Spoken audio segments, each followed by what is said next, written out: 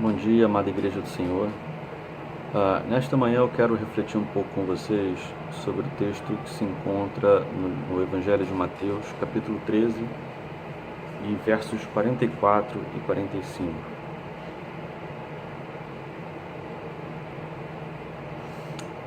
Bom, leamos. O reino dos céus é semelhante a um tesouro oculto no campo, o qual certo homem, tendo-o achado, escondeu, e transbordante de alegria, vai e vende tudo o que tem e compra aquele campo.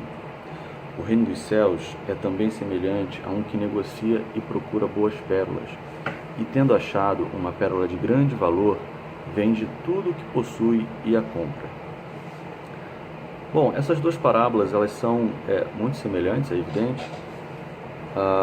Basicamente a única diferença entre elas é que enquanto um encontra o reino por acaso, basicamente tropeça no reino dos céus, outros já o buscavam diligentemente. Mas o fato é que, independentemente da forma como Deus nos conduz a seu reino, Ele nos conduz. Mas eu não quero focar nessa diferença, e sim, na verdade, numa semelhança, que se refere à palavra tudo, que os dois versos apresentam.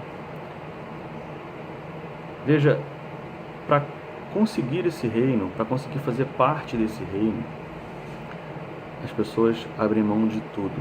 Tudo.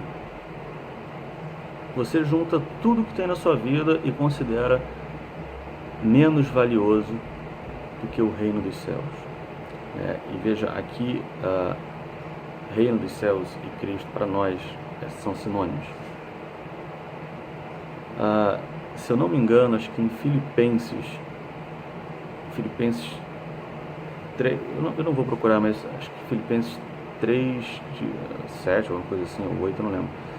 Paulo fala que considera tudo como refúgio, quando ele pensa no Evangelho, quando ele pensa no reino dos céus. Ele poderia se vangloriar de muitas coisas, mas ele, para não se vangloriar e tomar uma glória que não é sua, ele considera tudo aquilo como refúgio. Então, somando tudo que tem na nossa vida, não chega sequer perto do valor do reino dos céus.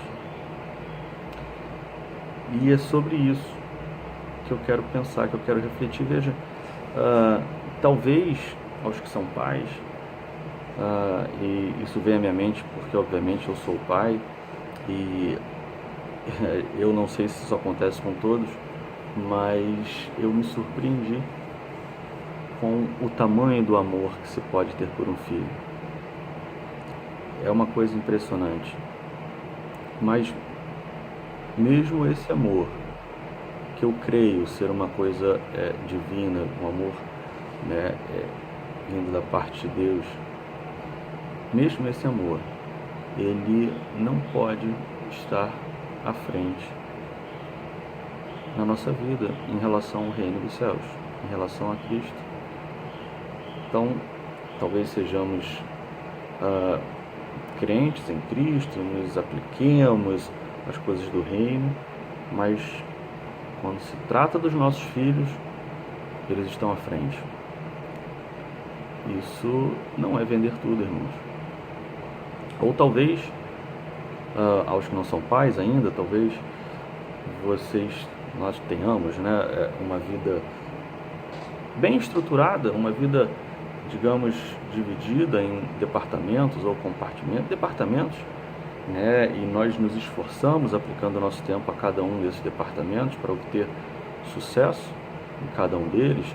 Talvez a gente tenha o departamento da vida profissional, da vida familiar, da saúde física, o departamento da busca da felicidade ou da saúde emocional, como queiram, e talvez o departamento da nossa vida espiritual.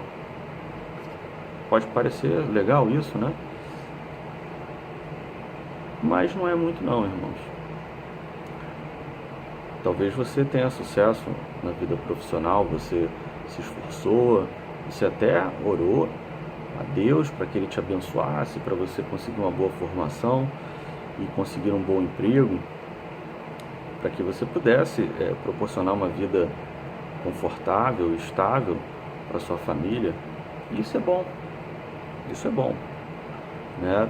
Talvez você consiga ter uma vida familiar saudável. Talvez você não tenha contendas e gritarias, talvez você tenha sido agraciado por Deus com filhos mansos e obedientes, né, não rebeldes. Talvez você tenha saúde física, você se esforça para isso, você come bem, você faz atividades físicas, né, e você consegue uma saúde física legal. Talvez com todas essas outras coisas você até seja feliz, né, esteja perto da tão desejada vida feliz que muitos almejam. O problema é que você tem um outro departamento, que é a sua vida espiritual. E dentro desse departamento é que normalmente você coloca o reino dos céus. Isso não é vender tudo pelo reino dos céus. Todas essas outras coisas que eu falei são boas, mas elas têm que estar debaixo desse... tem que estar numa prioridade inferior à sua vida espiritual, ao reino. Então, irmãos, se a gente, ao avaliar nossas vidas, percebermos que Cristo não está em primeiro lugar, não podemos ficar parados. Temos que orar, pedindo a Deus para que isso mude, pedindo a Deus para que nós o desejemos, para que nós o amemos mais, para que nós possamos de fato tê-lo em primeiro lugar, para que de fato possamos considerar o seu reino, considerá-lo como prioridade máxima em nossas vidas. Vejam, todas essas outras coisas se desfarão, não terão valor algum, não terão valor algum. É apenas no reino dos céus que deixamos de ser inimigos do Criador, de termos a ira de Deus apontada para nós e passamos a ser chamados filhos. Esse foi o preço que Cristo pagou. Veja, nós pertencíamos a um outro reino, pertencíamos a um reino de trevas. Ele pagou o preço, nos resgatou para o reino da sua maravilhosa luz.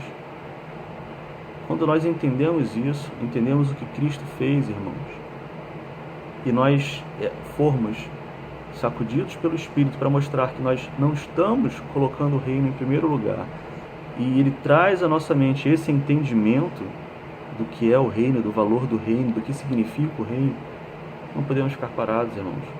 Temos que nos esforçar diligentemente para que nós possamos ter Cristo em primeiro lugar na nossa vida. Nossa vida profissional, ela pode continuar sendo uma bênção, mas debaixo da prioridade, que é Cristo. Nós não podemos ter um comportamento no trabalho que se amolda ao padrão do mundo, né, que se assemelha ao comportamento de descrentes no ambiente de trabalho, e só nos comportarmos como cristãos no compartimento chamado vida espiritual. Normalmente ele não é nem desenvolvido em casa, é desenvolvido na igreja, né, quando é assim normalmente. Isso não pode acontecer, irmãos. Então, que nós estejamos atentos a essa possível armadilha. Veja, em relação aos padrões do mundo que entram em nossos lares e muitas vezes não percebemos, né? A gente vive em tempos difíceis. Eu acho que principalmente da segunda metade do século XX para cá, com a TV, e há uns 20 e poucos anos com a internet, o ataque, o assalto desses valores mundanos e dessas vãs filosofias à nossa mente, ao nosso seio familiar, ele se intensificou demais, e são ataques silenciosos, são ataques que muitas vezes nós nem percebemos. A gente tem que estar atento a isso, irmãos. A gente tem que ler diligentemente a palavra, nos aplicando ao estudo, para que nós possamos ter as nossas mentes sensíveis ao falar do Espírito Santo. E Deus fala, através da pena do apóstolo Paulo, em Romanos 12:2, o seguinte: não vos conformeis a este mundo, mas transformai-vos pela renovação da vossa mente, para que experimenteis qual seja a boa, agradável e perfeita vontade de Deus. É isso que temos que desejar, irmãos. A vontade de Deus se realizando em nossas vidas. E a vontade dele é que nós o tenhamos em primeiro lugar. Que nós abramos mão de tudo que a gente tem na nossa vida, pelo amor a Ele, por amor a Ele, por amor ao seu reino, em gratidão ao que Ele fez por nós. É isso, irmãos. Tenha um dia abençoado.